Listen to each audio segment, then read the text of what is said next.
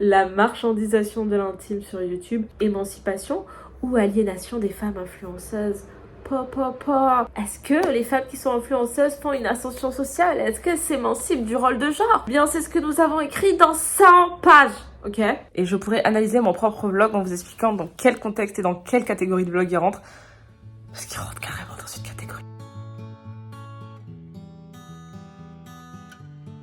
Il y a eu un avant et un après master. Parce que quand tu passes 2 ans à étudier la marchandisation de l'intime dans le vlog, eh bien ça modifie profondément ta consommation de YouTube, mais aussi comment moi, dans mon travail, je l'utilise. Donc bienvenue dans cette nouvelle vidéo où on va parler travail et culture sur YouTube et on va documenter tout ça avec un vlog, évidemment. Je me suis pas emmerdée à le traiter pendant 2 ans pour rien. Genre, je l'ai fait, mais en plus je l'ai bien fait. J'aurais pu le faire. Attendez, avant d'en arriver là, bonjour, enchantée, c'est Léa Chou et bienvenue sur ma chaîne YouTube Et si c'était faux. Et voici surtout réellement comment ma 2e année de master a commencé. Comment je vais? Comment je me sens? Mal. J'ai envie d'arrêter mes études. J'ai l'impression que la vie est insignifiante, qu'il n'y a aucun bonheur, aucun plaisir, rien. En fait, j'intervertis entre des périodes où je suis hyper en colère et tout m'irrite vraiment, et d'autres temps où rien. J'ai énormément de travail et donc j'ai pas le temps de prendre le temps de me reposer. Quand tu n'as plus envie et quand t'es plus connecté à aucune de tes émotions, bah tu fais rien. Il y a une part de moi qui me dit de mettre une carapace parce que de toute façon j'ai pas le choix. Enfin, on n'a pas le choix. Mais au fond, même si on n'a pas le choix, il y a une part qui est là et qui est sensible à tout ça et c'est de gérer un deuil. Au moins j'ai un sentiment de tristesse. C'est pas mal. J'ai appris il y a à peu près 2 semaines que j'étais en dépression. Ça m'étonne? Non. Est-ce que je l'ai vu venir? Non plus. Voilà, comme ça, d'entrée de jeu, vous rencontrez dépression, qui collabore aussi grandement avec anxiété, que vous allez avoir l'occasion de revoir dans cette vidéo, mais ce n'est pas le thème de la vidéo principale. Si jamais c'est un sujet qui vous intéresse, j'anime un podcast qui s'appelle Si on te demande, tu diras que tu ne sais pas, et je parle plus en détail de santé mentale. J'ai décidé d'inclure ces petits moments dans le vlog, pas pour faire du pathos. Je me suis même tâtée à les enlever et puis je me suis dit à quoi bon faire semblant. Après tout, c'est ça un vlog. Des moments choisis qui racontent une histoire, notre histoire, à travers un espace-temps différent. En toute honnêteté, de base, j'ai filmé 3h53 minutes et 36 secondes de vidéo et vous allez en voir sûrement que 40. Quand on monte un vlog, on doit faire des choix et ces choix ne sont jamais anodins. Mais ça, c'est un petit peu un secret, il faut pas le dire trop fort. Mais méfiez-vous du vlog. C'est un format qui a l'air tout mimi, tout ci, tout ça. Mais c'est un format redoutable. Ainsi, avant de commencer, on va poser quelques bases et je vais juste vous rappeler qu'un vlog, c'est de l'intime. Lorsque j'ai entamé mon travail de recherche, j'ai décidé de me focaliser sur le format vlog, qui est globalement une évolution des skyblogs à l'ancienne. C'est-à-dire qu'avant, on écrivait tous nos ressentis, tous nos avis, tous nos envies et ainsi de suite. Et donc des choses où on partageait de l'intime à l'écrit. Et du coup, de blog, on est passé à vlog pour inclure donc le format vidéo, mais on fait clairement la même chose. Ainsi, contrairement à une vidéo traditionnelle, on différencie le vlog parce que un vlog, c'est à la fois la personne qui dirige le vlog, qui tient la caméra, et donc on est à la fois producteur, auteur et finalement le personnage principal de sa propre vidéo. Et le vlog est devenu un élément central dans la culture d'internet et ce format ne cesse d'évoluer. Évidemment, de base, le vlog, on peut attribuer ça à Casey Neistat, qui est à la fois un réalisateur, vidéaste, producteur, entrepreneur et un acteur américain, c'est pas moi qui le dis, c'est Wikipédia, qui a aujourd'hui plus de 12 millions d'abonnés et qui s'est fait connaître le 26 mars 2025. Je reprends parce que j'ai dit une boulette, mais il a lancé sa chaîne il y a 15 ans et en 2015, il a totalement explosé quand il a lancé le concept de faire un vlog par jour pour faire travailler sa créativité. Et qui, en 1 an, ont réussi à le propulser au devant de la scène internet. En gros, il est juste passé de 500 000 abonnés à 5 millions, ok? Mais cette histoire-là du vlog, on la connaît. Mais moi, si je te dis que lors de mes entretiens, j'ai découvert que les personnes qui faisaient du vlog choisissaient leur appartement en fonction de s'il était instagrammable ou non. C'est-à-dire, est-ce qu'il a des points où on peut filmer? Est-ce que la lumière rentre? Est-ce qu'il est bien pour faire du format vidéo? Et surtout, il y a toute une réflexion sur comment aménager un appartement pour qu'il soit finalement vlogable. Parce que concrètement, filmer du vlog, c'est aussi filmer son intimité, mais une intimité choisie. C'est-à-dire que oui, logiquement, dans un vlog, on met en scène le réel. Et c'est là où moi, personnellement, j'ai pris une petite claque en réalisant que, en vous filmant le vlog, puisque j'étais en train de filmer le vlog en même temps, ça vous donnait accès à beaucoup de mon intimité. Et moi, je suis pas une vlogueuse de base. Et donc, en publiant ce vlog, je vous donne accès à une partie de moi que vous voyez peu et que vous connaissez peu. Faire du vlog et faire du lifestyle, c'est quelque chose qui va profondément dans l'intime. En fait, faire du lifestyle, c'est vendre un style de vie. Et il faut réussir à rendre ce style de vie qui vous donne envie, quoi. Il vous donne envie. C'est ça ça qui est quand même très très très très intéressant et un peu flippant, c'est que finalement l'intime, c'est-à-dire la vie perso, devient ta vie professionnelle. Et il n'y a plus forcément de limite entre qu'est-ce qui est perso et qu'est-ce qui est professionnel, puisque finalement ta vie privée devient la marchandise que tu vends. Et honnêtement, évidemment que j'aurais aimé être dans un appartement 10 sur 10 et pas filmer ma grosse tête sous tous les angles, démaquillée et vraiment, j'ai vraiment zéro prestance, je me le reprends vraiment dans la face, mais à la fois, comme l'authenticité, à ce qui paraît, c'est le secret du vlog, je me suis dit, bah tiens, prends le contre-pied et montre ta vie authentique et te prends pas trop la tête, même si évidemment, à la base, un vlog, c'est censé donner envie, vous faire rêver. On peut peut-être dire que je suis un petit peu un contre-vlog pour ça, parce que vraiment, je crois que je vais tout faire pour vous dégoûter de l'université là. Non, parce que si vous voulez être sexy fraîche dans un bel appartement et si vous n'êtes pas bourgeois, ne choisissez pas la recherche comme vocation. Je suis en train d'écrire mon mémoire du coup et j'avais envie de vous montrer la réalité de ma vie actuellement. Faut savoir que je bosse tout le temps, que je regarde du vlog tout le temps. En fait, je gère 3 tâches. Donc je gère mes études qui est un travail à plein temps, je gère donc mon entreprise qui est un travail à plein temps et je gère mon travail domestique qui est aussi un travail à plein temps. La réalité étant que c'est nous qui nous tapons tout et qu'importe qu'il pleuve, qu'il vente, qu'il neige ou qu'on soit en train de préparer un mémoire ou une thèse.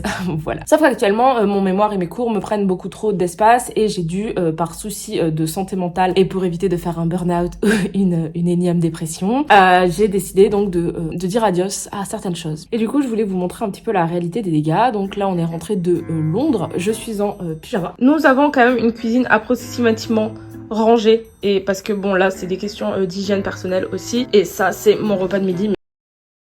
Parce que ce soir on finit de ranger la cage du chat et donc en même temps on va en profiter pour ranger tout ce que je vais vous montrer. La machine qu'on a étendue il y a 2 jours parce qu'on rentrait de vacances. Ensuite nous avons la cage du chat qui est censée être dehors, nous avons la jardinière qui est censée être dehors, nous avons ma trotte. Nous vivons dans un petit espace en plus de ça. Donc là c'est mon espace, là c'est la table basse, là c'est le canapé avec ça parce que hier on a pris à manger. Voilà, bon après il y a plein d'outils. Ça c'est parce que mon mec est passionné d'Arduino et d'informatique donc il a une boîte sur le canapé qu'il ne range pas, mais est-ce que c'est si grave? Non. Ensuite il y a toute sa partie à lui qui se résume à ça.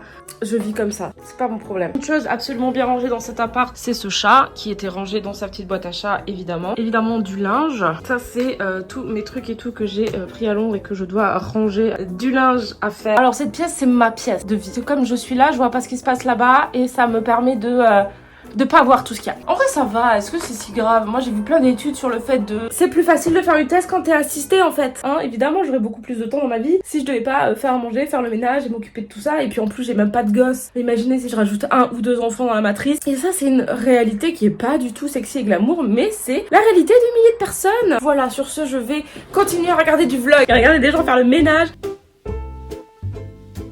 Là j'ai pris donc janvier, février pour me consacrer 100% à YouTube. Lapsus. Je n'ai pas vraiment bossé encore. J'ai plus envie de faire des choses sur les réseaux que sur mon mémoire. Là il faut vraiment que je le fasse parce que j'aurai jamais le temps de finir mes études, etc.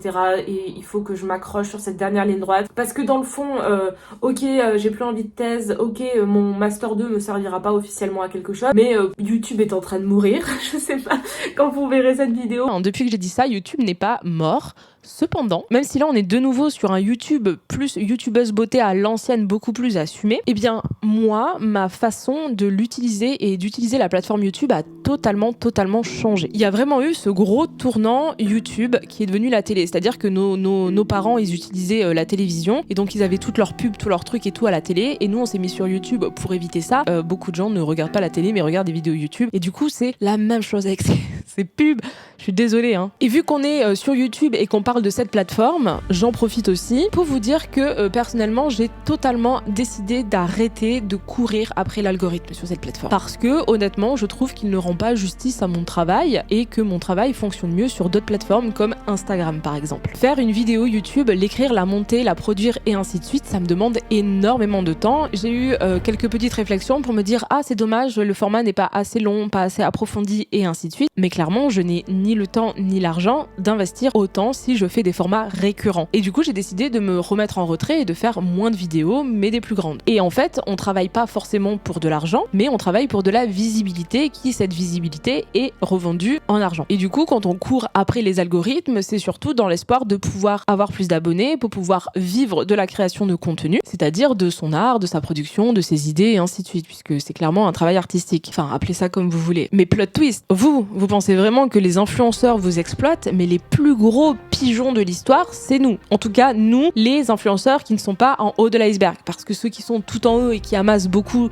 d'argent et qui ont souvent des gros capitaux de base, ceux qui en vivent, c'est absolument une infime minorité de gens. La réalité, c'est que la plupart d'entre nous, on travaille gratuitement pour les plateformes. C'est ce qu'on appelle donc le free labor pour faire vivre ces plateformes. Parce que sans notre travail gratuit, les plateformes n'existent pas. Bonjour, nous sommes le 3 février, il fait pas beau, il pleut, il déprime le temps, la vie. Ne suis-je qu'une âme incendie? Ça va.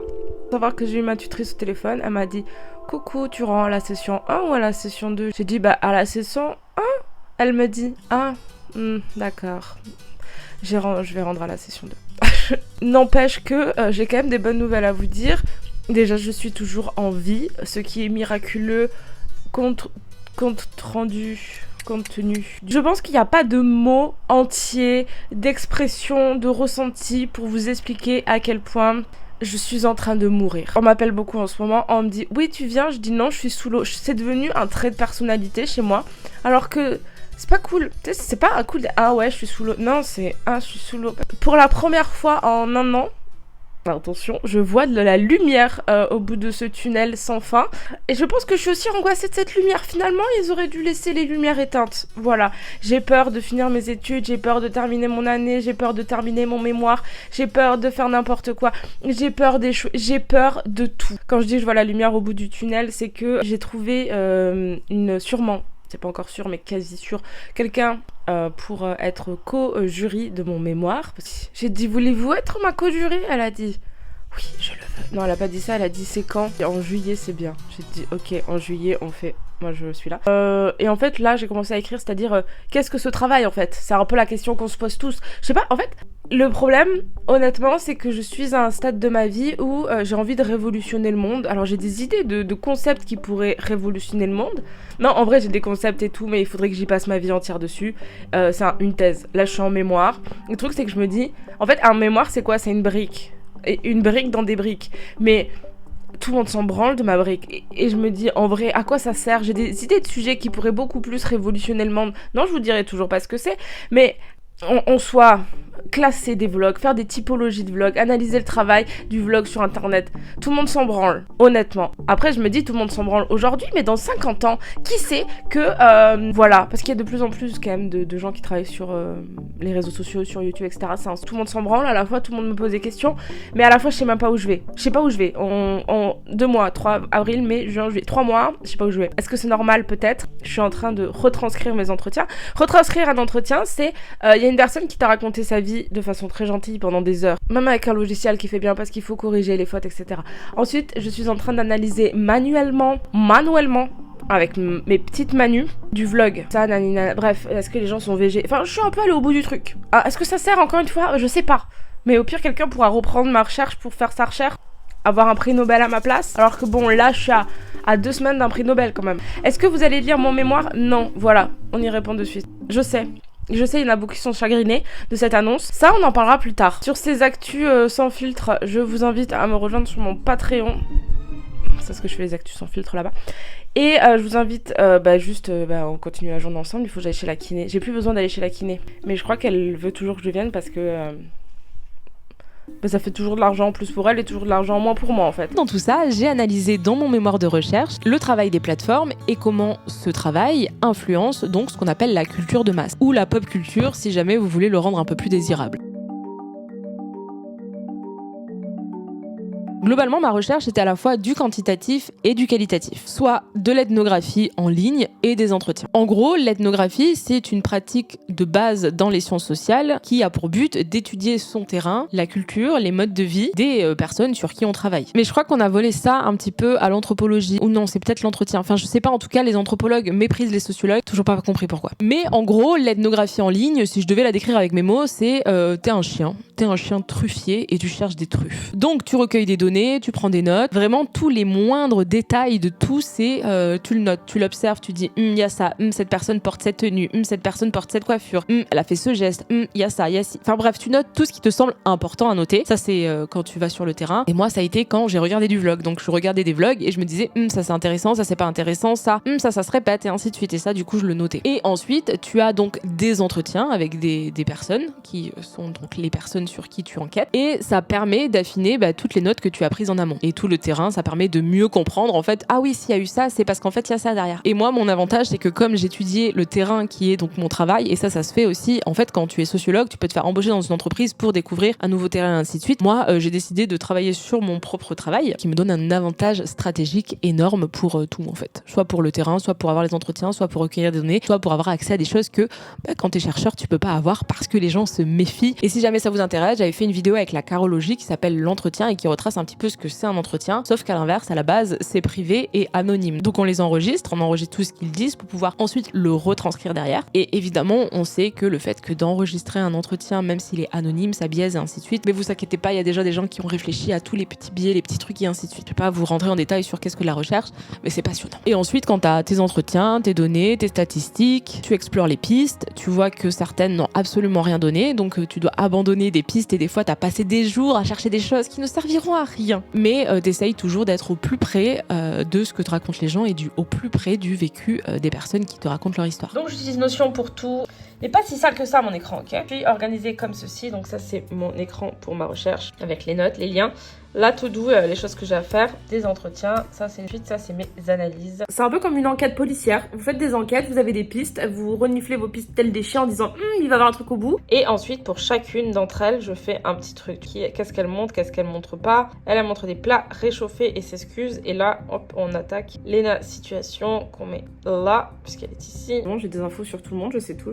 Je nourris, Ça demande de l'orga. Hein. Ça c'est qu'est-ce que je mets dans le travail domestique, qu'est-ce que je mets dans le travail du corps, qu'est-ce que je mets dans le travail. Là, je suis en train de faire ça, mais je sais pas si ça va mener quelque part. Hein. J'ouvre Léna, j'ouvre son vlog, je le regarde. Là, j'ai une petite calculatrice qui calcule les moments vidéo. Là, je vais mettre par exemple de 0,0 secondes à 0,30 secondes. Elle parle de son entreprise. Par exemple, là, nous sommes à 0,26 et elle fait un petit placement produit pour son propre outfit. Donc comme c'est un propre produit pour son propre outfit, là c'est quand elle présente son entreprise et comment elle s'organise pour son entreprise et ainsi de suite. Et ensuite je fais des tableaux comme ceci. Par exemple là nous avons des vibrations et ensuite je vois à quel pourcentage par exemple des vibrations dans les vlogs que j'ai analysés. Il y a à peu près 8% de travail domestique, 25% de travail du corps et je fais ça pour chaque. Puis dans plein de cas en fait vous abandonnez la piste en vous disant génial et voilà du coup c'est un peu de la recherche. J'ai regardé en tout plus de 72 heures de vlog et j'ai analysé tout ce que je voyais à l'image. Ce qui a été difficile parce que ce qui arrive souvent dans un vlog, c'est qu'une personne fait la cuisine, se maquille ou autre, tout en racontant un truc qui n'a aucun rapport.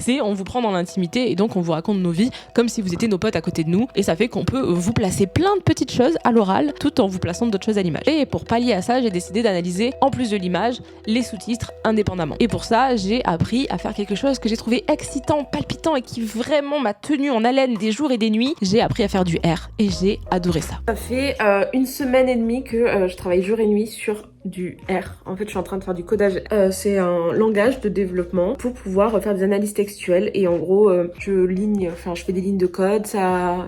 Voilà, c'est de la logique. Enfin bref, c'est comme du Python, du SQL et tout ça. C'est une façon de coder et d'encoder des choses. Et faut savoir que je suis une merde puisque je n'ai jamais fait ça de ma vie, que c'est vraiment tout nouveau pour moi. Et du coup, ça fait presque 20 heures, un peu plus que je suis sur un projet. Et j'ai enfin réussi. Et franchement, bon, il faut que je rende... C'est un devoir que j'ai à rendre. Enfin, c'est un devoir aussi que j'ai à faire. Mais j'ai réussi à prendre 5 chaînes YouTube. J'ai pris la chaîne de Ashley, de l'élégance à la française, de Enjoy Phoenix, de Libre et Sauvage et le monde de Salomé. Et j'ai fait un tableau, j'ai fait 3 tableaux. Un tableau avec les 50 adjectifs les plus utilisés dans leur dernier vlog. Bon, évidemment, il y a plein de choses pour lesquelles j'ai sélectionné telle ou telle vidéo, tel ou tel corpus, etc., etc. Mais je vais pas rentrer en détail ici. Il y a plein de mots que j'ai enlevés, les mots les plus utilisés. Enfin bref, ça demande tout un... C'est hyper chiant. Mais c'est hyper intéressant et du coup on peut retrouver les mots les plus utilisés par chacune d'entre elles et je trouve ça passionnant et fascinant. Pinceau, copain, teinte, colis. Indo et Phoenix ça va être cadeau, mais cadeau je vais le tège je pense parce que ça m'intéresse pas. Mais voilà, en fait j'en enlève au fur et à mesure. Il y a plein de façons de faire du vlog, il n'y a pas qu'un seul vlog. Il y a quand même des façons mainstream de faire du vlog qui sont un peu toujours les mêmes. Il y a des façons qui sont horriblement capitalistes. J'ai l'impression de passer sur un magazine. J'ai vraiment une émission télé Tradwife à base de... Et c'est pas qui vous pensez. Alors vraiment, c'est pas des gens qui se disent ouais je suis Tradwife et qui te font du placement qu'à la fin le truc c'est un magazine où chaque chose est référencée. Au fait, là moi mon micro c'est un Joby, nanani nanana, de telle référence, etc. Où j'ai vraiment l'impression d'être sur un magazine Jouet Club version adulte avec une dame qui m'explique toute sa maison, c'est du téléachat le truc. Et ensuite t'as des vlogs qui sont totalement aléatoires, enfin bref, chacun a... Il y a trop de choses à dire finalement. Je dis il y a rien mais je pourrais vous en parler 8 heures. Il y a des gens quand je vois leur nom je suis en mode oh non. Mais je les adore humainement, mais leurs vlogs... Ah, j'ai besoin de renouveau des fois dans le vlog. Marine LB c'est vraiment du renouveau je trouve.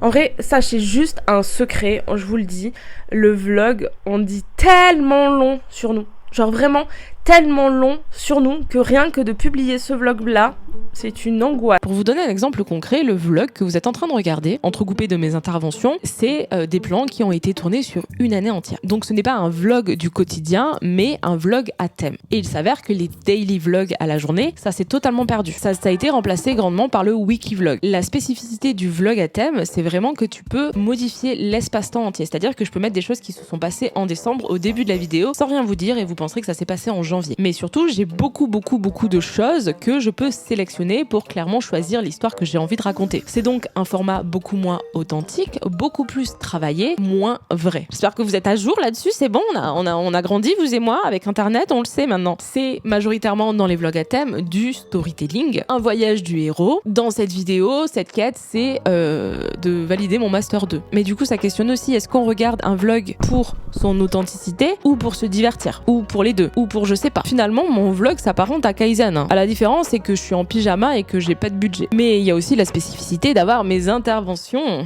Je suis donc à la fois héroïne de ma propre histoire, mais aussi spectatrice omnisciente en vous racontant tout ce que je vous raconte. Car même si j'ai vécu ces événements en amont, les choses ont changé et puis j'ai fini la quête. Elle est terminado. Donc ma vie et ma vision a aussi changé. Oui, le vlog est un format très narcissique. Et en regardant le vlog, vous nourrissez le narcissisme des personnes. Et là, vous nourrissez grandement le mien. Officiel, je passe ma soutenance le 2 juillet à 11h et en août de ma tutrice, il me fallait une personne qui était sociologue du travail. Et moi, en début de l'année, j'avais 3 personnes qui étaient en raccord avec ce que je voulais faire et avec ce que je fais dans mes études. C'est une de ces 3 personnes qui va soutenir mon travail et qui m'a dit que elle trouvait ça trop bien. Du coup, je suis un peu...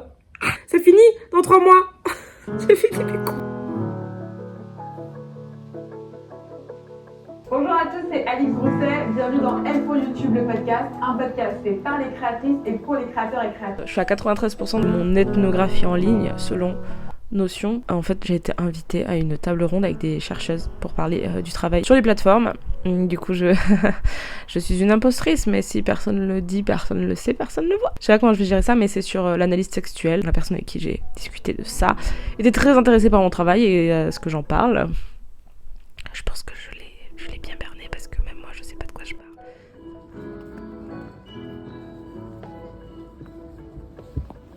Un petit peu ce même mood que je ressentais l'année dernière, c'est-à-dire que je sais pas comment je vais y arriver. Je me sens absolument pas légitime en fait. Je sais pas, j'ai envie d'abandonner. J'ai pas l'impression d'avoir les capacités de pouvoir écrire un mémoire. Les capacités intellectuelles et cognitives, j'ai l'impression que je suis vraiment genre nulle à chier. Ma tutrice m'a dit de lire le mémoire d'une autre personne. Et en fait, de le lire, ça m'a fait tellement culpabiliser. Je me suis dit, mais je suis trop stupide moi pour écrire ça, c'est pas possible, je peux pas, j'ai pas du tout le niveau. Les scientifiques, ils parlent d'une manière, ils utilisent des mots scientifiques. Et moi, à côté d'eux, je me sens juste trop nulle. Et ça me bouffe parce que j'ai l'impression que je vais rien réussir à rendre en fait. Et là je suis dans une phase d'hyperactivité, c'est-à-dire j'ai fait une nuit blanche quasi parce que j'ai trop mon cerveau en ébullition. Ça y est, j'ai enfin commencé à trouver de quoi je veux parler. Enfin ça y est, je sais pas, je pourrais pas vous dire, j'ai eu un déclic. Ma vie est un mess en ce moment. Je suis un peu dans un mess dans le sens où je ne vis que de façon désorganisée. C'est-à-dire que ma vie est totalement désorganisée, il n'y a plus de liste. Je vis en fonction de mon âme. Et mon dame m'a dit tu vas faire un article sur la gestion des troubles anxieux généralisés dans le vlog. Et j'ai pris un vlog Phoenix comme exemple, mais ça aurait pu être n'importe qui. C'est juste que j'étais en train de travailler sur elle à ce moment. Tu vas prendre R et tu vas faire sortir les mots, etc. Et donc j'ai écrit un article hyper long et hyper détaillé sur le Patreon. Et en même temps, je me suis rendu compte que il y avait un pattern, quoi. Il y a un pattern chez ces femmes. Et je me mets dans cette case. Et en fait, comme je suis en train de faire des typologies, je me suis dit, meuf, tu t'es trompée. T'aurais dû faire de la psychosociale. En fait, elle avait raison, la dame.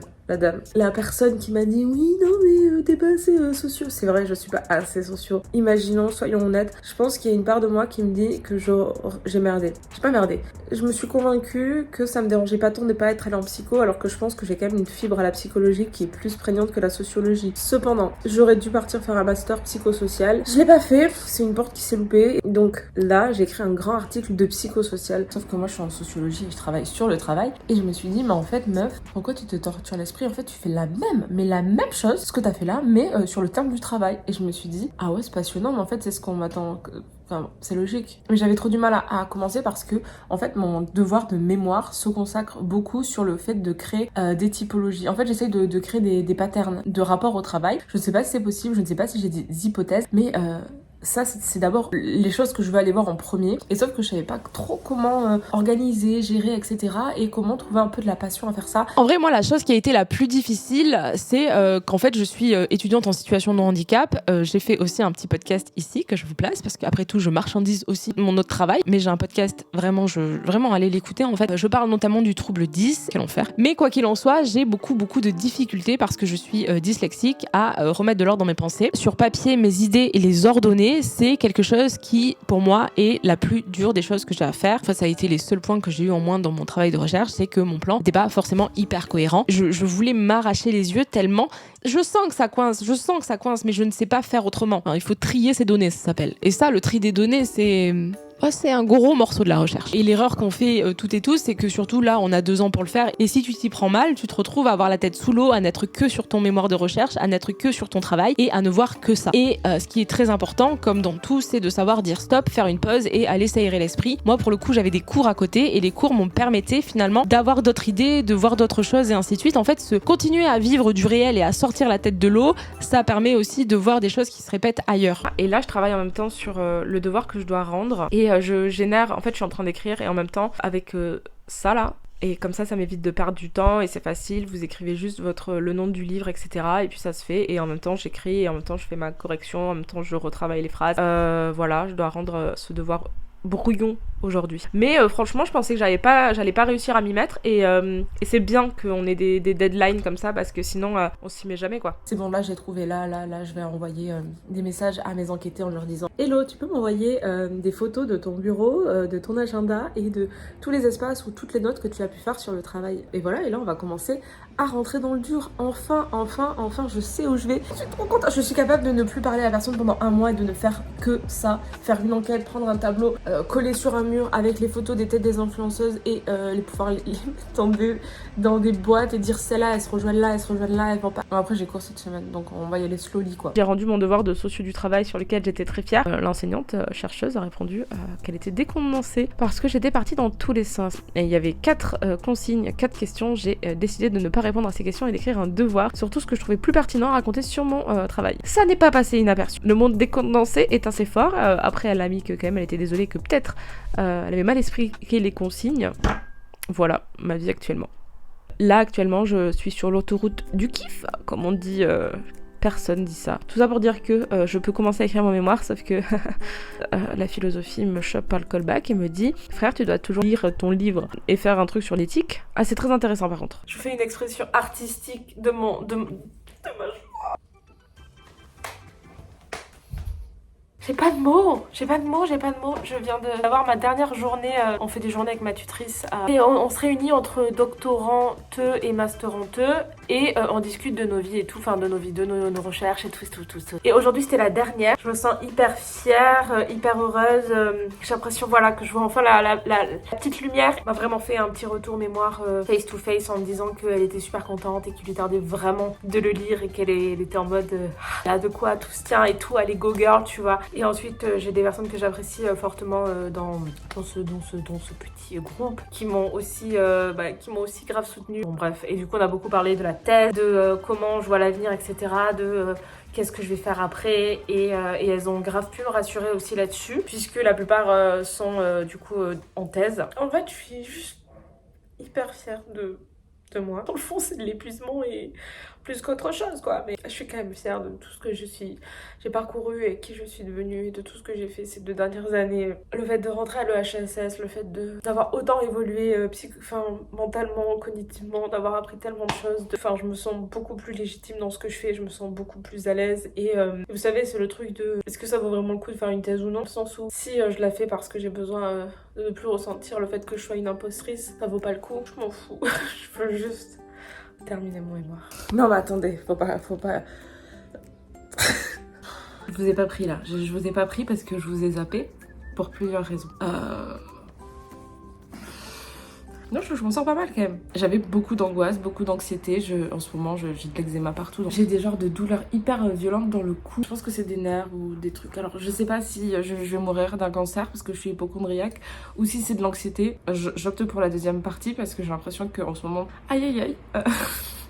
J'en chie physiquement, on va dire, de ce que je vis. Et donc, du coup, il fallait que je finisse mon tableau et mes catégories. Et j'y arrivais, mais difficilement. Ça m'a demandé de recueillir des centaines et des centaines de données et ensuite de les automatiser et de créer des codes, de créer des... Genre, trop hypé par mon truc. C'était pas genre, je le fais parce que j'ai pas le choix. C'est genre, c'était extraordinairement satisfaisant à faire. Ah là là, ça m'a enlevé de l'angoisse. Ensuite, j'ai réussi à finir mon autre devoir et j'ai passé mon oral. Et ça fait que j'ai enlevé des milliers de petits cailloux de mon sac. J'en suis émue. J'ai senti que mon sac à dos il était beaucoup plus léger et que du coup dans mes journées j'étais vachement plus à m'écouter aussi parce que c'est dur. Il faut que je trouve un juste milieu. Et là, quand j'ai trop de travail, je peux pas le trouver parce que j'ai pas le choix en fait. J'ai un couteau sous la gorge. Et on va finir cette philo. On va le finir là. Cette semaine, on va prendre la philo, on va lui tordre le cou. Et aujourd'hui, je travaille pas, je vais jouer aux Sims toute la journée.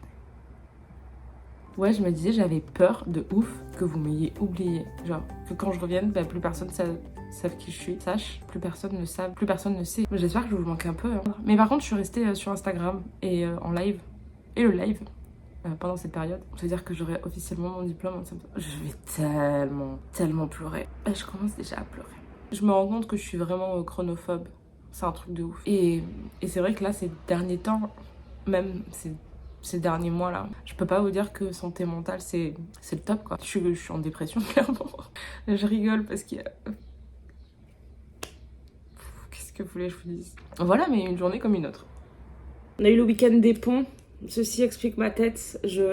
À moitié fait la fête, à moitié pas. Non, prenez pas cette expression. J'ai pas fait la fête en fait. Mais je vais garder un peu de vie privée. Comment ça va? Moi ça va. Et en fait, vous savez, ce fameux cours de philosophie voilà, je râlais et tout. Et ben en fait, j'ai lu les livres. Un déclic.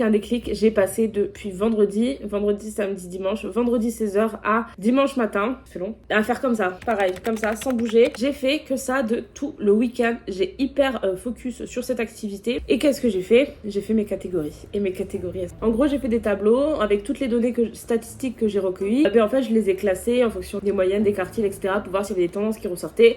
Et il y a des tendances qui ressortent. Et pourquoi cette catégorie elle est pas pareille que celle-ci, pourquoi celle-ci elle rentre pas dans celle-ci, qu'est-ce qui différencie ces deux. J'ai fini, j'en ai trouvé 5. En fait je suis pas encore sûre des noms, j'ai l'impression qu'elle fonctionne aussi pour les hommes qui font du vlog. Alors peut-être qu'il y a moins peut-être moins de femmes au foyer, de ce que j'appelle les tradwives, les femmes au foyer, je sais pas encore le nom, les digital housewives, je ne sais pas. Je suis dégueulasse, c'est fou hein. On peut pas être intelligente et belle ou c'est un truc, ça se passe comment? Moi je fais vraiment partie des gens très moches, pas très moches parce que ce serait super. Je suis disgracieuse quoi. De toute façon être disgracieuse sur internet c'est pas notre avantage, mais ça n'empêche que dans la vraie vie c'est pas très grave. Donc tant mieux. Quoi qu'il en soit, là à 10h30 je reviens au sport parce que je suis pas allée la semaine dernière. Enfin si, j'y suis allée quand il y avait pas l'agent du chaos à mes côtés. Ensuite je vais faire une pause et là je vais bosser maintenant là sur mes catégories. Ensuite je vais faire ma socio du travail, ensuite je vais faire ma philo et quand j'aurai rendu la philo et la socio du travail je serai très heureuse. Le 28 mai Et il est officiellement le temps de vous dire que j'ai terminé ma philosophie. Enfin, je suis en train de corriger la conclusion et j'ai terminé. Je pourrais chialer. C'est le dernier devoir que j'ai à rendre avant le mémoire. Il me reste un mois pour écrire mon mémoire. Un peu moins en vrai. C'était trop bien ce devoir de philo. Il a été hyper dur, mais à la fois c'est lui qui m'a donné de la force et du courage pour écrire mon mémoire. C'est lui qui m'a aidé à voir le monde un peu différemment. Et je vous conseille encore une fois de lire ceci. Vous voulez parler du capitalisme? Je m'assois à ta table et je te parle du nouvel esprit du capitalisme et je te le vulgarise assez bien. Mais je pourrais vous faire des vidéos dessus. Franchement, et je suis à jour. J'en peux plus même. Je sens. Étant un vlog où je me présente sous différentes facettes, nous sommes le lendemain de hier et il est midi. Aujourd'hui c'est jeudi, j'ai fait des insomnies toute la nuit parce que j'étais super excitée à l'idée d'écrire mon mémoire aujourd'hui et évidemment, je n'ai rien fait. J'ai fait un petit déj complet, mais vraiment un petit déj de champion. Jouer à mon petit jeu pour nourrir mes plantes. Suivi de petit ça, j'ai fait le montage de deux réels sur Instagram. Suite de ça, je me suis fait une petite sieste parce que j'étais quand même super fatiguée parce que j'ai peu dormi cette nuit. Et là, il est moment d'attaquer là. Là, c'est bon. C'est le moment. Presque le moment. Et là, dans ces moments-là, je culpabilise à mort. Je me dis, mais meuf, en fait, t'as le temps là, c'est bon. Qu'est-ce qui fait que... Et en fait, je sais ce qu'il fait, c'est que il faut que je mette le pied à l'étrier. Sauf que l'étrier, il fait que bouger. Et tant que j'ai pas mis le pied, j'y arrive pas. Et quand je l'aurais mis, je pourrais plus en sortir. Mais mettre ce pied à l'étrier, c'est aussi dans ma tête de me dire faut que tu penses à rien d'autre qu'à ça. Et en fait, j'ai l'impression que je passe tellement de temps à devoir gérer, à penser à des choses, le ménage, aller chercher un colis, aller à la salle, aller en cours, rendre mes devoirs. Oh, j'ai eu 17 en sociaux du travail au passage. Ben voilà, ça fait que j'avance pas. Et là. J'essaie de... Là, je suis censée faire les analyses des différents trucs, qui expliquent, regarder un vlog, analyser comment sont les décors, etc. Un truc fun, quoi. C'est fun. Il me reste un mois. Grande autoroute, plus qu'à écrire.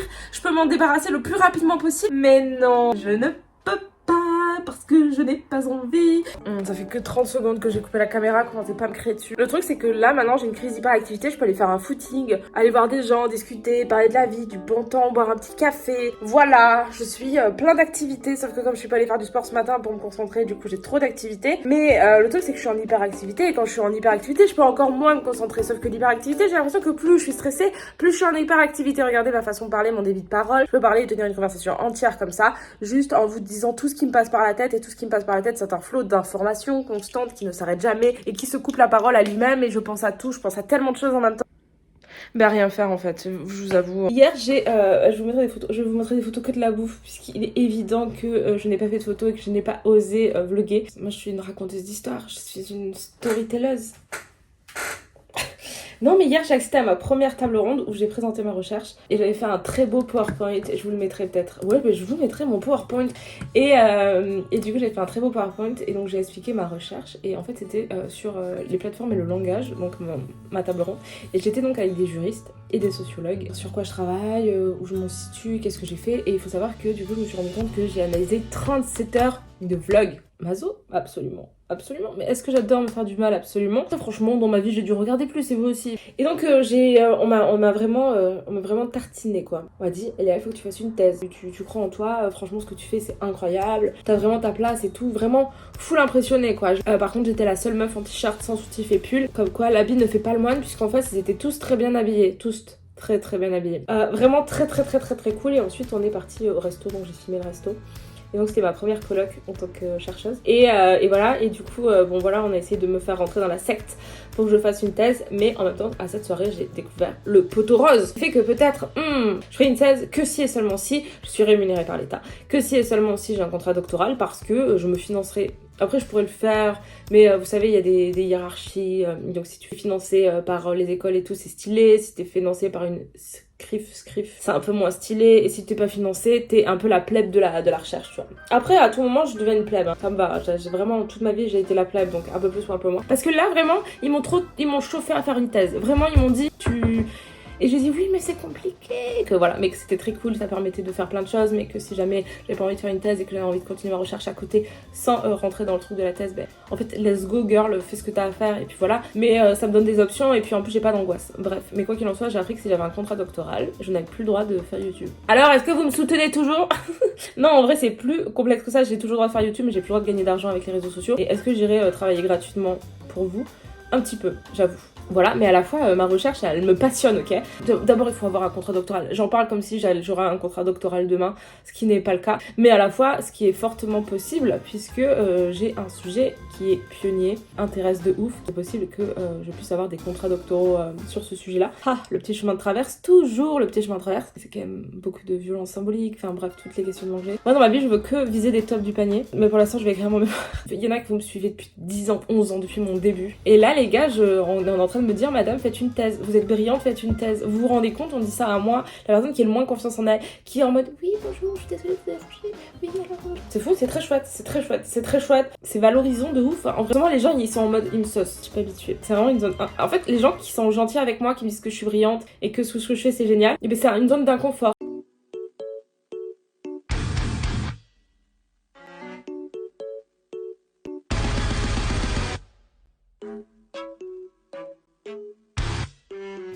Vraiment une zone d'inconfort. Moi, je suis habituée à qu'on me dise que je suis nulle, que je suis moche et que en fait les gens me détestent. C'est un peu ça, la maltraitance, c'est ma zone de confort. Je commence à être très émotionnelle en fait. Et après, c'est terminado quoi. Je dois juste rendre un dernier truc, mais bon, c'est pas très grave. Ça me semble irréel. Genre irréel parce que, genre, dans même pas 15 jours, j'ai fini mes études quoi. Genre, je l'ai fait. Et je l'ai fait, mais en plus, je l'ai bien fait. J'aurais pu le faire un peu. Waouh, c'est dingue. Je suis à la fois touchée dans mon petit cœur parce que vraiment je me suis toujours vraiment trouvée très nulle, vraiment en me disant ouais t'as pas les capacités, oui de toute façon ta recherche est nulle, tu feras jamais rien de bien et tout. Enfin vraiment quand vous êtes dans des milieux violents, hein, en dehors hein, du milieu familial, hein, de toute façon c'est des violences de classe quand tu viens d'un milieu où personne ne fait d'études, où vraiment les profs et tout ne t'encouragent pas du tout dans cette voie et te rappellent très rapidement que non. Oui, il y a du bordel. Te rappelle très rapidement que non, il faut que tu ailles te professionnaliser de toute façon, ma petite dame. Et j'ai vraiment eu cette chance et ce privilège d'avoir su saisir les réseaux sociaux à une époque où vraiment personne n'y croyait, quoi. C'était en mode non, mais ça c'est un truc de loser et tout. Et j'ai eu cette chance-là de ouf parce qu'en vrai, sans ça, j'aurais jamais, sans YouTube, j'aurais jamais repris mes études. Sans YouTube, j'aurais jamais pu être où j'en suis aujourd'hui. Du coup, c'est grave une chance, c'est grave un privilège et aussi grâce à moi parce que j'ai mine de rien, malgré tout ce qu'on m'a dit dans ma vie, je suis quelqu'un d'intelligente. Je suis fière de moi et j'ai peur. Je suis terrorisée. Je suis terrorisée de pas réussir à finir. Je suis encore terrorisée de me planter. Mais en tout cas, quand j'aurai fini d'écrire le mémoire, l'oral, j'ai aucun doute. Aucun doute. À l'oral, je suis une craque de l'oral. Mais alors, à l'écrit, j'ai toujours été un enfer. En tant que 10, en tant que TDAH. Non mais quel enfer. Et là on me dit oui tu voudrais pas faire une thèse mais laissez-moi tranquille. En vrai l'université, j'adore discuter avec les gens, j'adore parler de ma recherche mais la méthodologie universitaire voilà genre j'ai quand même des privilèges, je peux pas les renier non plus. On est le 14 juin et c'est dur. Voilà, c'est tout ce que j'ai à dire. Est-ce que j'ai avancé mon mémoire? Oui. Aujourd'hui j'ai eu mon dernier cours. J'ai commencé un traitement pour le TDAH. Je sais pas trop. Voilà, il est 19h donc je l'écrive. Et là je me suis rappelé qu'il fallait encore que je fasse, vous savez quand je notais des textes et tout, du transcription, je suis en train de faire la transcription parce que ensuite je vais décortiquer les parties de texte qui m'intéressent dans les parties que j'ai fait parce que j'ai un plan, une problématique. En vrai j'ai grave avancé. Ça va aller? Non, j'ai envie de mourir. Non mais je sais pas, je suis ambivalente. Une part de moi me dit mais t'inquiète, l'autre me dit mais purée tu vas jamais y arriver, c'est... Oh là là, mais dis donc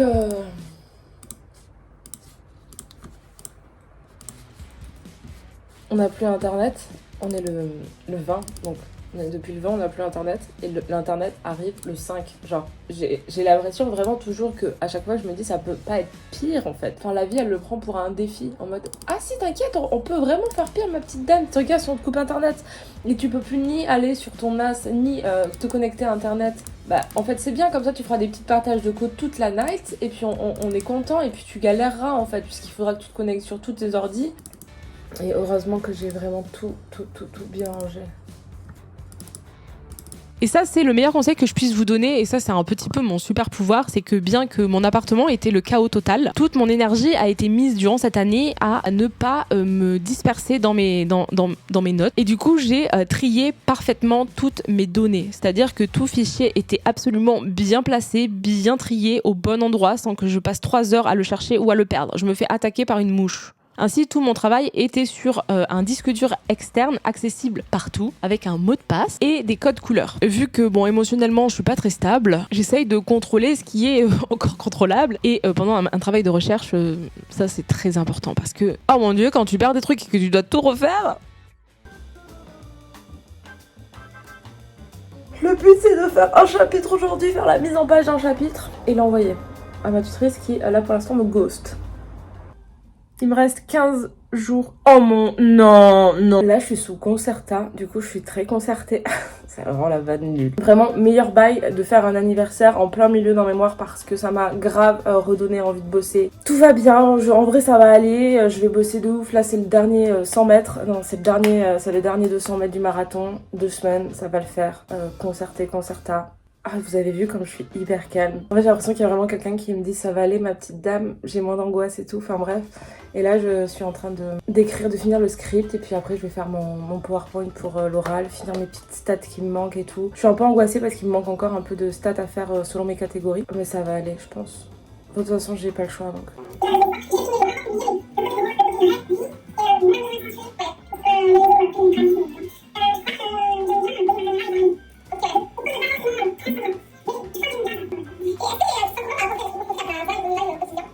Nous sommes le 24 juin et là ça y est on est passé dans le marathon, hein, la ligne finale, c'est-à-dire que du coup j'ai abandonné la douche et le rangement peut-être. En fait là je vous avoue je me lève le matin, je m'assois sur mon ordi, j'écris, je mange, je m'assois sur mon ordi, j'écris. Est-ce que tout va bien? Non. Est-ce que je suis en retard? Oui. Est-ce que je vais m'en sortir? Sûrement. Le plan il change un petit peu au fur et à mesure parce que je me rends compte qu'en fait cette partie elle est mieux là et cette partie elle est mieux là, etc. Mais globalement mon premier plan, enfin mon deuxième plan était vraiment pas mal. Donc là il s'agit juste de... des fois il y a des chapitres qui sont super courts et je me dis si ce chapitre est court c'est peut-être que en fait il va dans un autre. Entre temps j'ai trouvé une offre de thèse. J'ai voulu la faire et puis après j'ai découvert que c'était le 25. Oui, à tout moment je vous abandonne les gars. Je vous abandonne et je deviens fonctionnaire, ok? Ça y est, c'est une option qui est possible. Là, je suis à un stade de ma vie où je dois choisir entre continuer l'influence et faire de l'influence quelque chose d'autre, c'est-à-dire continuer ce que je fais mais sous le statut de l'entrepreneuse en fait finalement, ce qui me permettrait d'avoir plus d'opportunités et de gagner plus d'argent, ou je deviens donc une chercheuse aux yeux de l'État. Chercheuse c'est vachement plus cool socialement. Alors ok, tu fais partie d'une élite d'intellectuels et t'es reconnue socialement, mais combien de temps on ne sait pas, il y a de moins en moins d'argent dans tout en fait, dans les hôpitaux et dans les universités, et du coup c'est un peu compliqué parce que en France, la recherche en sciences sociales, globalement, est absolument pas mise en avant. Et évidemment, en plus, là, on est en pleine élection présidentielle. Enfin, c'est pas les présidentielles, c'est les législatives, mais vous avez compris. On pourrait rentrer dans tout le débat les étudiants, etc., etc. Quelle merde c'est d'être étudiant. Donc voilà, j'ai eu des bourses scolaires qui m'ont aidée parce que j'ai drastiquement dû diminuer tout mon travail. Là, depuis janvier, donc ça fait 6 mois que j'ai pas forcément eu de salaire. Voilà. Et après avoir traversé des blizzards hurlants et des déserts cuisants, j'ai grimpé vers la plus haute salle de la plus haute Future Tour. Et qu'est-ce que j'ai trouvé? Ma tutrice m'a écrit pour me dire que elle voulait pas que je passe ma soutenance. En fait, elle me dit que j'ai un travail de recherche qui est énorme pour un master. Et en fait, je me rends compte qu'il y a de l'audiovisuel et que je dois expliquer de l'audiovisuel en sociologie, ce qui donne un autre champ de recherche, mais aussi parce qu'il y a plein de choses où je dois vraiment trouver les vidéos, par exemple dire ça c'est par exemple le travail domestique est représenté que des montages alternés sur de la musique, etc. Mais en fait, moi je veux vraiment que le sociologue qui me lit ou la personne me lise, elle est juste à cliquer sur le lien, tombe sur la vidéo et un exemple parlant de ses propres yeux de quoi je parle. En fait, c'est un sujet pionnier, personne n'a fait de recherche dessus et il y a beaucoup de choses à préciser, à faire. Et du coup, ma tutrice me dit j'ai peur que la qualité de ton travail en pâtisse et ça serait dommage pour tout ce que tu as pu faire cette année. Donc elle me dit moi je te conseille de l'écrire, de le finir, mais de soutenir en septembre pour que tu puisses envoyer la meilleure version de ton travail avec tout ce que tu peux faire, toutes les annexes, etc. Parce que en fait ton travail, je veux qu'il soit diffusé le maximum possible. Elle aimerait me laisser aussi cette chance de pouvoir donner toutes mes chances si jamais je veux continuer. Et comme elle pense que je devrais le faire. En fait, il y a 2 jurys. Il y a un jury en juin et un jury en septembre. Moi, j'ai pris le jury de septembre pour soutenir en début juillet. Le jury qui va se regrouper pour me dire mon titre de master, eh bien, se regroupe fin septembre. Ça permet d'avoir 2 mois de plus de travail, mais l'année dernière, ce qui s'est passé, c'est que je me suis retrouvée à passer l'été à bosser sur mon mémoire de à main et je n'ai pas eu de vacances. Et du coup, c'était un peu ma crainte. Donc, je voulais passer le plus tôt possible pour que, bien que je sois validée qu'en septembre, j'ai de mon côté profité de mes vacances. Ça va pas se passer comme ça, mais à la fois, j'ai bien avancé mon devoir de recherche, donc je vais continuer à écrire tous les jours pour le terminer maintenant, profiter de mes vacances et pouvoir envoyer la meilleure version possible de mon mémoire à ma tutrice et à ma co-jury et ensuite pouvoir soutenir en septembre.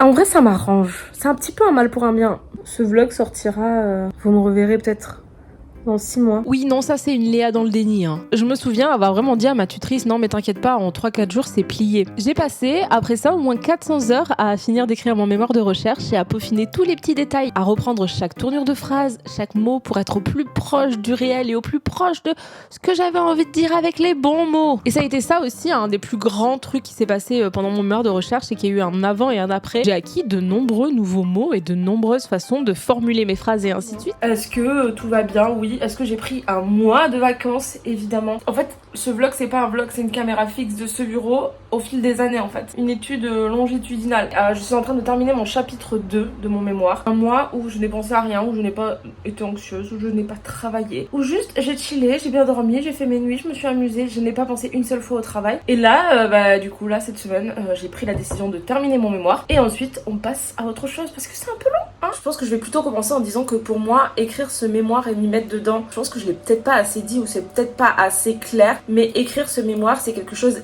d'hyper difficile. C'est-à-dire que la seule chose qui fait que j'écris ce mémoire parce que je n'ai pas l'envie de le faire, c'est l'anxiété. C'est juste des pics de cortisone qui vont me faire dire là t'es assez dans l'urgence pour le faire parce que j'en ai pas envie. Et c'est vrai que je questionne beaucoup mes choix, ma vie, etc. Surtout là ces dernières années, bien que j'en ai pas envie à l'instant T parce que c'est quand même une charge assez grosse. Pourquoi? Eh bien c'est le bonheur à long terme. En fait j'écris ce mémoire parce que c'est quelque chose qui me rend fière, parce que c'est un sujet qui me plaît, parce que j'ai envie de pouvoir avancer dessus, etc. Mais avant ça, il faut que je termine cette tâche qui m'incombe d'écrire ce fucking mémoire. Je dois le faire. Est-ce que j'en ai pas envie comme si on me dit que demain on va me couper des membres ou qu'on me dit que demain je vais partir chasser du bison par exemple? Non, ça va, j'ai quand même beaucoup de plaisir à écrire mon mémoire, mais c'est juste que cognitivement c'est quand même énorme. Je pense que peut-être que vous allez le voir via ma santé mentale au cours de cette année de vlog, mais terriblement compliqué. J'ai envie de canner et il me tarde que ça soit fini, mais pour que ça soit fini, il faut que je le fasse. Gros câlin à moi-même, je m'adore, je suis géniale et confiance en toi ma petite Léa. Tu peux le faire, tu vas réussir à rendre quelque chose de bien et si c'est pas bien, de toute façon ta tutrice elle va te le dire. Tu peux le faire, on croit en toi et je t'aime. Voilà, c'est tout ce qu'on se dit d'eux. J'ai un supporter évidemment. Mais je veux déménager, c'est officiel, nous voulons déménager. Ça c'est un autre débat en fait. Oh, on parle pas des sujets qui fâchent. Bon, c'est plus du tout un sujet qui fâche parce qu'en fait on a déménagé. Je l'annonce officiellement ici, on est en train de faire un nouveau setup et ça sera à la fois donc un setup pour tourner et un setup de live. Ça j'aimerais bien le virer. Honnêtement, je pense que mon ancien appartement jouait fortement aussi sur mes problèmes de santé mentale. Mais vraiment, on va pas venir là maintenant en parler. Hell. Loin de moi. Aussi, j'ai reçu mon nouvel agenda. Pour le coup, j'ai pris la version to-do list à la journée. Ça se fait comme ça en fait. Parce que maintenant que j'ai mes notions et tout, c'est vrai que j'utilise moins l'agenda, mais c'est vrai que tous les matins, j'ai essayé de faire autrement mes to-do list que sur du papier. Alors j'ai essayé sur Notion et j'ai même acheté des trucs pour l'iPad, écrire et tout, mais j'ai un truc avec le papier. Je sais pas, team papier. C'est fait en papier recyclé et recyclable et si jamais j'ai des petits liens en affiliation, si vous commandez, je touche une petite commission. 7 ans, 8 ans que je travaille avec eux. My365. Est-ce que j'ai commencé à travailler? Non, maintenant je me dis, ça serait pas une mauvaise idée de trier, de mettre un nouveau fond d'écran, de mettre des nouveaux onglets, de télécharger des applis de productivité. Là, I know. De toute façon, si c'est pas 3 jours à l'avance, j'ai pas assez d'anxiété pour le faire. Ça fait 1000 ans que je vous ai pas pris, mais on est en plein mois de juillet. J'ai confronté l'université a des problèmes qu'ils n'ont jamais eu. On a accès à le pack office avec l'université. Et donc moi j'ai fait toutes mes stats, bonne élève et tout. Genre vraiment il y a toutes mes données sur ce putain de Microsoft quoi. Vraiment toutes mes données et j'ai des screens mais j'avais fait des nouvelles choses et tout et j'avais pas tout. Je pleurais de bonheur. Et donc le truc c'est que pour te connecter, il faut mettre ton code, etc., etc. Il faut pas moi qui ai accès, c'est l'université à tout ça. Si j'ai un problème, c'est voilà. Je vais pour me connecter à mon compte. Une fois, deux fois, je me trompe évidemment de mot de passe à l'infini. Et à la troisième fois, quand je vais pour me connecter, ça me dit avez-vous le code? Et je me dis mais non, j'ai pas de code. Dit en gros si télécharger l'application. Et en fait, quand je vais sur l'application, ça me dit veuillez mettre le code. Mais attends, je suis en train de me connecter à une application pour avoir un code, etc. Enfin, je cherche sur internet et tout, j'en parle à ma fac et le mec de la fac me dit télécharge l'appli. Et je dis non mais je peux pas là. Quand je vais sur cette appli, on me redemande le code. Je laisse passer le week-end et je me dis bon en vrai, je suis dans la merde et que j'ai sûrement perdu l'accès à mon compte parce qu'en fait on peut rien faire. En tout cas en tant qu'administrateur, enfin en tant que moi, je peux rien faire. Mais comme c'est avec la fac, logiquement la fac a tes droits. Donc je vais insister et je réexplique en détail que j'ai un problème et tout. Et je retombe sur la même personne qui me dit je vais vous appeler. Et donc elle regarde. Vous avez dû supprimer l'application d'authentification et le problème c'est que quand on la supprime, j'ai vraiment un problème, c'est que je supprime automatiquement énormément de choses parce que j'ai besoin de contrôler mon espace de travail et du coup je perds souvent des gros montages vidéo, je perds souvent des choses parce que en outre de les mettre dans une corbeille, je les supprime de la corbeille évidemment, sinon ça n'a pas de sens. Et du coup je pense que j'ai supprimé l'appli et ce qui fait que je n'ai plus accès à mon compte. Et donc la personne me dit bon mais je vous rappelle un peu plus. Et il me rappelle et il me dit c'est bon j'ai pu vous connecter et vous désactiver et tout. Et je lui dis merci beaucoup mais vraiment dans une joie parce que enfin je veux dire il y a 2 ans de travail dessus, si j'ai plus accès à ça je suis vraiment dans la full merde. Et il me dit non mais merci à vous parce qu'en fait on a découvert un nouveau problème qu'on n'avait jamais eu avant et du coup on a eu accès à des nouveaux trucs parce qu'avant on n'était absolument pas autorisé à faire ça. Et vraiment je me rends compte que le fait d'avoir un besoin de validation constante, c'est-à-dire que j'ai vraiment un besoin de check-up, genre vous savez, genre de faire un petit but tous les 15 jours pour qu'on me dise c'était génial, ou que ma tutrice me dise c'est génial ce que tu fais. Et tant qu'elle me dit pas c'est génial ce que je fais, j'ai du mal à avancer. Je me dis elle est full occupée et il faut que j'avance comme une grande personne, tu vois, je peux pas juste attendre et il faut que j'avance. En fait, fais-toi confiance meuf. J'ai bien avancé. Après il faudra que je mette tout au propre. J'ai juste peur de trop parler, mais j'ai eu plein de choses à dire et là ça y est, je revois le bout du tunnel. J'ai repris confiance en moi, j'ai repris confiance en qui je suis, sans avoir besoin de validation. Juste ce que je fais c'est très bien. J'ai pas besoin de me mettre la pression. C'est qu'un mémoire. Après, j'ai peur d'être nulle à l'écrit, de mal former mes idées, mais être un peu trop vague ou faire des trucs de mon grand chapeau. Bref, j'ai plein d'angoisses, mais quoi qu'il en soit, écrit, après j'enverrai à ma tutrice, elle me fera un retour global, on pourra ajuster, etc., etc. On assiste à la fin. Je suis en train d'exporter mon mémoire de recherche et nous avons fini. 100 pages, que ça c'est bien parti, ouais. Du coup, je regarde, il n'y a pas de gros trucs, coquilles, problème de disposition de page, un titre qui a sauté, un petit truc qui s'est dit, oulala, attendez, il faut que je vérifie un dernier, non, putain, j'ai tellement mal au bras, j'en peux plus, ça fait 5 jours que j'ai pas vu la lumière du jour. Ce soir, j'ai une méga soirée. Et pour l'instant, la seule chose que je veux, c'est juste me poser, me faire un câlin d'amour et me dire, meuf, tu l'as fait. J'ai pas envie d'aller affronter une soirée, j'ai besoin de digérer. Ça va être violent, j'ai pas vu de gens depuis une semaine. Je peux pas arriver à une soirée où je ne connais pas les gens. Moi, je veux juste me poser devant Gilmore Girl parce que j'y ai passé un temps considérable. Évidemment, je pense qu'il faudrait que je puisse encore y passer 24 heures pour être sûre d'avoir pas de faute, une bonne syntaxe, des virgules au bon endroit. Mais je peux plus. Enfin, je veux dire, là, je peux plus. Là, il faudrait que je dois le renvoyer, mais je peux pas repasser encore une énième fois derrière. Joindre le bébé. Ce qui va passer le bébé. Oula. Bonjour. Voici mon mémoire. Donc, il faut dire un truc un peu pompeux. Je sais pas quoi dire pour envoyer un mémoire. Je dis bonne lecture, madame. Genre, il y a 100 pages. Mémoire de recherche. La marchandisation de l'intime sur YouTube, émancipation ou aliénation des femmes influenceuses. Est-ce que les femmes qui sont influenceuses font une ascension sociale? Est-ce qu'elles s'émancipent du rôle de genre? Eh bien, c'est ce que nous avons écrit dans 100 pages. Ok? Je dis bonjour mesdames, mais non, j'appelle pas madame, ma tutrice. Bon, je mets juste bonjour. C'est genre, on se parlait en mode... Enfin, il n'y a pas de hiérarchie dans mon école. Lenny, bonjour, je vous envoie 6 juin mon mémoire intitulé La marchandisation de l'intime sur YouTube. Merci de bien vouloir consacrer du temps à l'examen de mon travail. Bonne fin de journée. Léa, c'est moi. En plus, elles sont 2, donc je vous vois pas, merci. Bonne fin de journée. Genre vraiment mon toc, c'est à chaque fois que genre il y a une bonne nouvelle ou que je suis surexcitée, je lance mes lunettes parce que je supporte pas avoir des choses sur mon visage. C'est pour ça que j'ai quasi jamais mes lunettes. Par contre, pourquoi je suis rude d'un coup? Je vais vomir. Mais évidemment que j'ai pas envie de sortir. Mais évidemment. Je viens de regarder mes mails et hier à 23h, il y a ma jury a lu mon mémoire, hier sûrement, et qui m'a envoyé un petit message genre à 23h en me disant et surtout pas de stress pour demain, ce mémoire est très bien. Est-ce que je vais enfin avoir la validation? Moi, c'est mon Everest, hein. On est en plein moment d'inox tag et tout en ce moment. Moi, mon Everest, c'est ça. Et pour le coup, pas de petit chemin de traverse possible. J'ai traversé tout de A à Z en 6 ans. Est-ce que je vais me sentir entière et complète et ma quête de sens sera terminée? Non, absolument pas. Mais en tout cas, je suis très contente de finir ça, que ce chapitre se termine enfin. Et je suis très contente de ce que j'ai donné cette année. C'est rare, mais vraiment très rare que je dise que je suis fière de moi. Mais je suis très fière de moi. J'ai pas ce sentiment d'avoir merdé, d'avoir pas fini quelque chose, d'être inachevée, etc. Je pense honnêtement que je n'aurais pas pu faire mieux que ce que j'ai fait. Voilà, c'était déjà au-dessus de ce que je pouvais penser, imaginer. Et du coup, j'ai pas de... Voilà, c'est serein. Voilà. En fait, le problème de cette chemise, c'est qu'elle est toujours genre en effet froissée, défroissée. On s'en fout. Enfin, de toute façon, j'ai pas le temps de faire plus. Ma paire de docks. En fait, je suis en retard, évidemment. Je le fais pas pour vous, hein. Je le fais pour moi, comme une bonne personne égoïste.